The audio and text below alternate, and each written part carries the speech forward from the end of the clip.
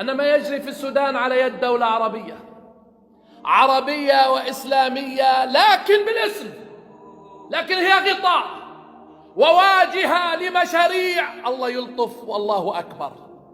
الإمارات هي ليست دولة، هي كيان تم زرعه في الشرق الأوسط، يكون باحة خلفية للأزرق ومن يكمن خلف الأزرق. دورها تفتيت وتقسيم وتجزيء عالمنا العربي والإسلامي، دورها هدم القيم وهدم الإسلام. فما نرى اليوم من شر وبلاء في بلاد العرب والمسلمين إلا بسببها، لا سلمها ولا وفقها الله. اللهم إن هذه الدويلة قد فسدت وطغت، فأرنا فيها سريع انتقامك، أفقرها بعد غناها واضعفها بعد قوتها. اللهم انتقم من هذه الدويلة الظالمة الغاشمة التي رصاصاتها اليوم أصابت آلاف الضحايا من أهلنا في السودان.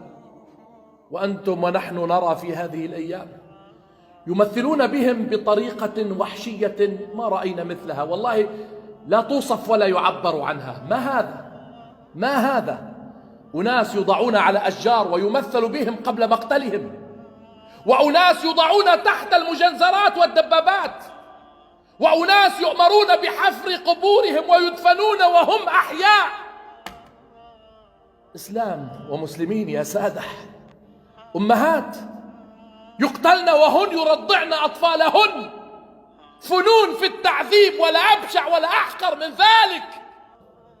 لكن وسيعلم الذين ظلموا أي منقلب ينقلبون. اللهم أرنا في هؤلاء الظالمين سريع انتقامك، أرنا عجائب قدرتك، وهيئ لأمتنا رجالا صادقين أوفياء أمناء يأخذون بها إلى شاطئ الأمان ويدافعون عن أرضها وعرضها وشرفها، عسى أن يكون قريبا.